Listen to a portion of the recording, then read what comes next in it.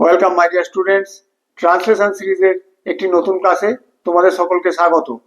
আজকে আবার আমরা একটি বাংলা অনুচ্ছেদ বাংলা থেকে ইংরাজিতে ট্রান্সলেট করব। আশা করি তোমরা ট্রান্সলেশন বাড়িতে প্র্যাকটিস করছো। তোমাদের যদি কোনো অসুবিধা থাকে তোমরা কমেন্ট করে জানিও। অ্যাজ ইউজুয়াল বাংলা অনুচ্ছেদটি আমি বোর্ডে লিখে দিয়েছি, যার পিডিএফ লিঙ্ক তোমরা ক্লাসের ডেসক্রিপশন বক্সে পেয়ে যাবে। সেখান থেকে ডাউনলোড করে নিতে পারো অথবা বোর্ডের লেখা থেকে লিখে নিতে পারো। চলো তাহলে শুরু করা যাক। Let us start our class. প্রথম বাক্যটা কি বলেছে? তখন সূর্য অস্ত যায়, মানে সূর্য তখন প্রায় অস্ত চলে যাচ্ছে এমন সময়। এই ধরনের বাক্যগুলো বাংলা থেকে ইংরেজিতে ট্রান্সলেট করতে গেলে আমরা একটা কি নিয়ে আসি? About two.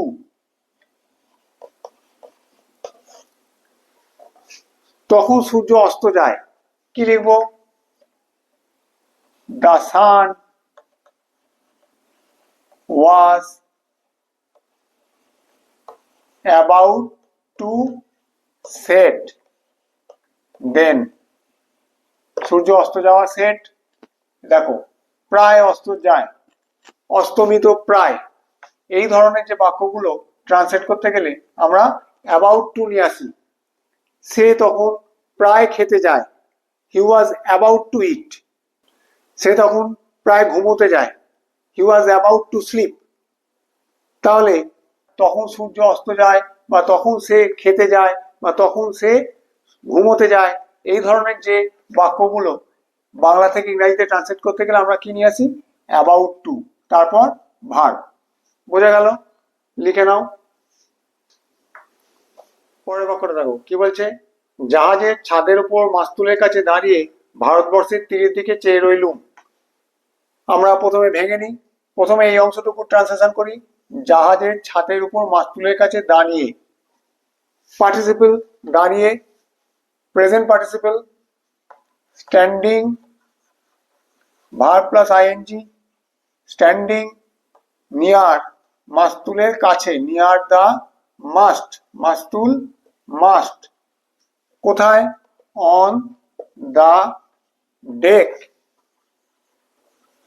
Of the ship, জাহাজের ছাতের উপর মাস্তুলের কাছে দাঁড়িয়ে। এই অবধি হলো। কি করলাম? ভারতবর্ষের তীরের দিকে চেয়ে রইলুম। রইলুম বেশ কিছুক্ষণ ধরে তাকিয়ে থাকলাম। এই ধরনের ইংরেজি বাংলাগুলো ট্রান্সলেশন করতে গেলে কি লিখতে হবে? আই কেপ্ট অন, চালিয়ে গেলাম। আই কেপ্ট অন কি? লুকিং, চেয়ে থাকা, look. I kept on looking, কোথায় তাকিয়ে রইলাম? At the source of India, ভারতবর্ষের তীরের দিকে। বোঝা গেল? লিখে নাও। দেখো পরের বাক্যটা। সমুদ্রের জল সবুজ, তীরের রেখা নীলাভ, আকাশ মেঘাচ্ছন্ন। কি হবে? সমুদ্রের জল সবুজ, the water of the sea was green.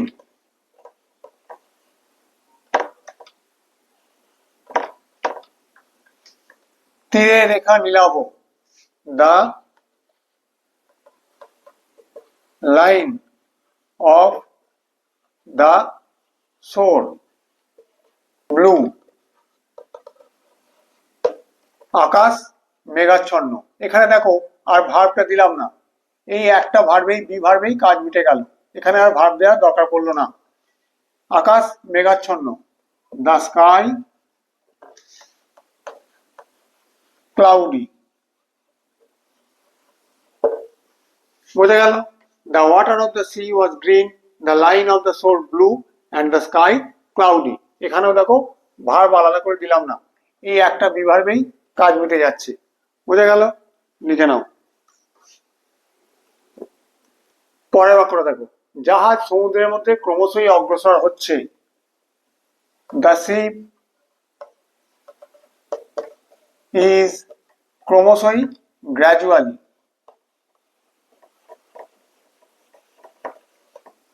অগ্রসর হচ্ছে, অ্যাডভান্সিং। কোথায়? সমুদ্রের মধ্যে, মধ্যে দিয়ে, থ্রু দ্য সি, মধ্যে দিয়ে, থ্রু দ্য সি। বোঝা গেল?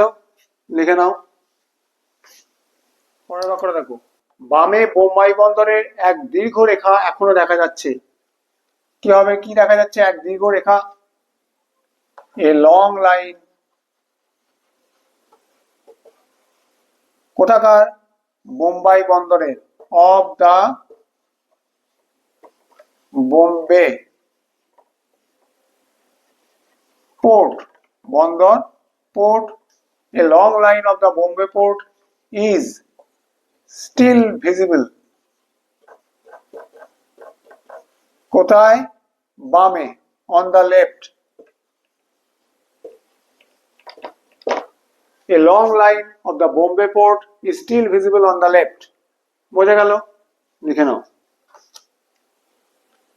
দেখো কি বলছে, দেখে মনে হলো আমাদের পিতৃপিতামহের পুরাতন জননী ডাকছেন, বলছেন আসন্ন রাত্রিকালে অকুল সমুদ্রে অনিশ্চিতের উদ্দেশ্যে যাস নে, এখনো ফিরে আয়। দেখে মনে হলো, ইট সিমড, মনে হলো, ইট সিমড দ্যাট, পুরাতন জননী, দ্য ওল্ড মাদার, আমাদের পিতৃপিতামহের, পূর্বপুরুষের, কি হয় পূর্বপুরুষ? Old mother of our forefathers, পিতৃপিতামহ বা পূর্বপুরুষ, forefathers. It seemed that the old mother of our forefathers was calling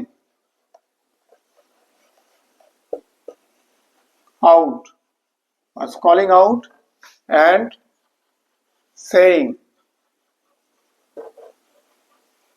ডাকছেন এবং বলছেন, কি বলছেন? আসন্ন রাত্রিকালে অকুল সমুদ্রে অনিশ্চিতের উদ্দেশ্যে যাস নে। তাহলে আগে যাস নেটা করে নি। ডু নট গো, কোথায়? অকুল এবং অনিশ্চিত সমুদ্রে, ইনটু দা অকুল, ইনফাইনাইট, অসীম এবং অনিশ্চিত, অ্যান্ড আনসার্টেন, যেটা আমরা জানি না সেটাই আনসার্টেন, আনসার্টেন সি। কখন? আসন্ন রাত্রিকালে, ইন দা ইম্পেন্ডিং নাইট, আসন্ন, ইম্পেন্ডিং। বোঝা গেল? It seemed that the old mother of our forefathers was calling out and saying, do not go into the infinite and uncertain sea in the impending night. এখনো ফিরে আয়, মানে এখনো ফিরে আসার সময় রয়েছে। Still there is time to come back.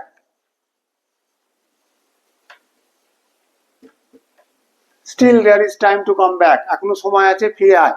বোঝা গেল? লিখে নাও। পরের বাক্যটা কি বলছে? ক্রমে বন্দর ছাড়িয়ে গেলুম।